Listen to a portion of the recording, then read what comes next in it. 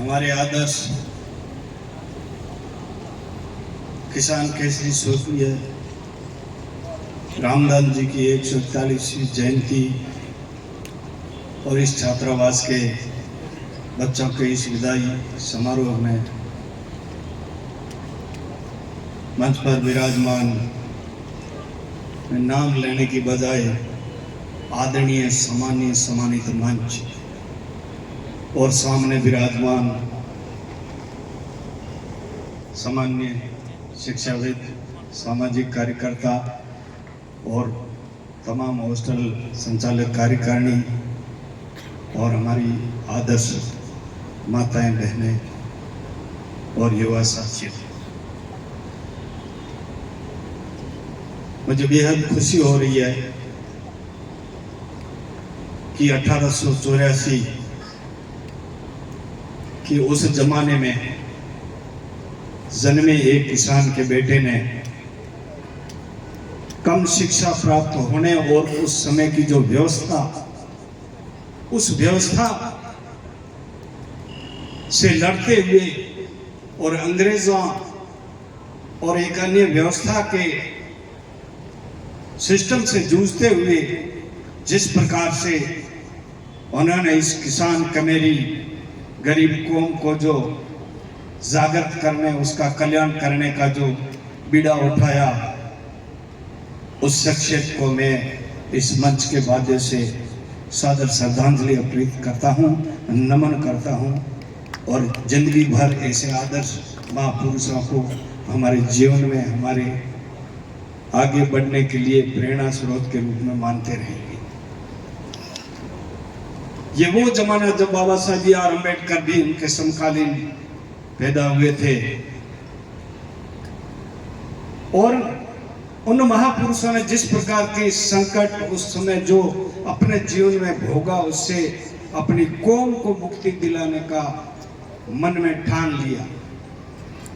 आप और हम कल्पना कर सकते हैं कि एक व्यक्ति सामान्य से सरकारी कर्मचारी होते हुए और उसके बावजूद भी उनकी इतनी बड़ी कल्पना और उन्होंने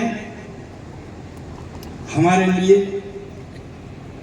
किस प्रकार की व्यवस्था की और उन्होंने जो महत्वपूर्ण इंसान को इंसान बनाने का जो मंत्र था शिक्षा, वो अपने जीवन में उतार करके अपने इस समाज को आगे बढ़ाने के लिए जिसकी कल्पना की और उन्होंने उसको मूर्त रूप दिया और जो पौधा लगाया, उसका फल हम आज खा रहे हैं।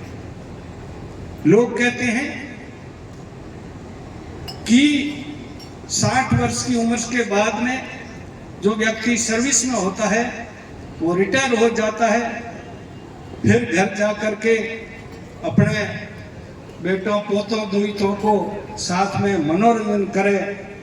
मैं नमन करता हूँ हमारी आदरणीय मदन अमृत कौर जी साहिबा को कि इस उम्र में उन्होंने इस समाज की जो सबसे निचले पायदान पर देखी जाने वाली अपनी बेटियों को जो पढ़ाने का, उन्हें समान हक दिलाने के लिए शिक्षा का जो बीड़ा उठाया है, इससे ज्यादा क्या भगवान को किसी ने देखा है क्या?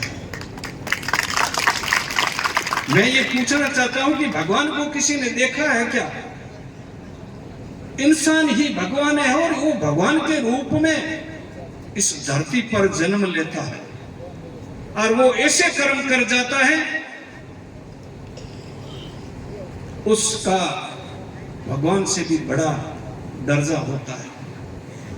बाबा साहब ने इस देश को संविधान दे करके और विशेष करके महिलाओं के लिए और तमाम कर्मचारियों के लिए इस संविधान में व्यवस्था की, ओबीसी के लिए की, SC ST के लिए की, पिछड़ों के लिए समानता का, अपन कहते हैं मतदान का अधिकार। मतदान नहीं है, ये मत अधिकार है। इसको अधिकार के रूप में देखना चाहिए। दान तो वो है जो किसी को ही दे दो। तो इसलिए जो हमारे इस देश के अंदर जिन लोगों ने इस देश को आगे बढ़ाने का काम किया है, जिन्होंने गरीब और निचले तबके को ऊपर उठाने का कार्य किया है। सच्ची मायनों में मैं उन्हें ही आदर्श मानता हूँ। मैं स्वर्गीय गंगाराम जी चौधरी साहब के बहुत करीब रहता था और मुझे लाड प्यार देते थे और उनकी कही हुई बातों को आज भी मैं जीवन में उतारने का प्रयास करता हूँ। आजकल की इस राजनीति चकाचौंध और इस तरीके का दिखावा और सामाजिक कार्यक्रमों में आदमी एक डजन केले का देता है और कैमरामैन को बुलाता है कि मैं ये इसको दे रहा हूं और फोटो खिंचाता है। ये हालात आ गए दानदाताओं का। मैं धन्यवाद देता हूं कि किसान के बेटे नवल किशोर जी ने करोड़ों रुपए का अपनी गाड़ी कमाई का पैसा समाज के उत्थान और विशेष करके शैक्षणिक संस्थानों में दिया है। इसलिए मैं इनको बिल्कुल सलाम करता हूं और मैं ये कल्पना और कामना करता हूं कि आपकी लंबी उम्र रहे, आप इसी तरह से आगे बढ़ें, कमाएं और ये जो लोगों को और इन जो इंसान को एक सच्चा नागरिक बनाने के लिए शैक्षणिक संस्थानों में अपना योगदान देते रहें। आजकल इस जमाने में अच्छे लीडर भी होना सामान्य बात नहीं है।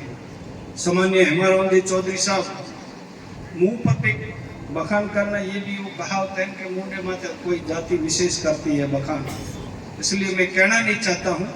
लेकिन ऐसी नस्लें आपको आगे भविष्य में देखने में कम मिलेगी जिन्होंने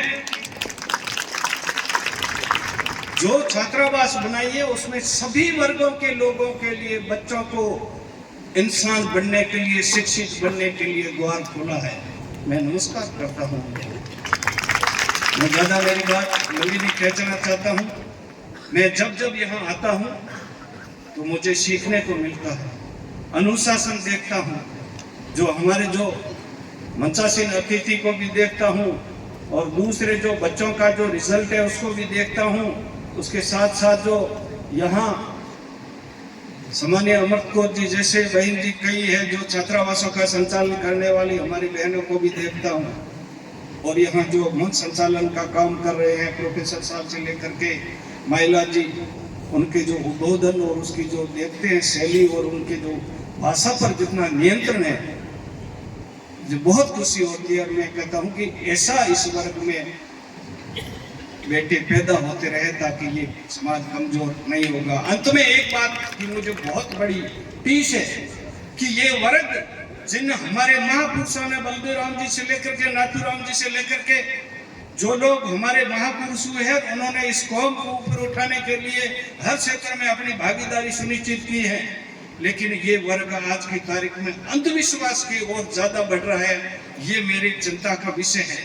अगर उसको सुधारे तो ठीक है, अन्यथा इस अंधविश्वास के माध्यम से हमारे शिक्षित लोगों को भी भ्रमित कर सकते हैं लोग। धन्यवाद।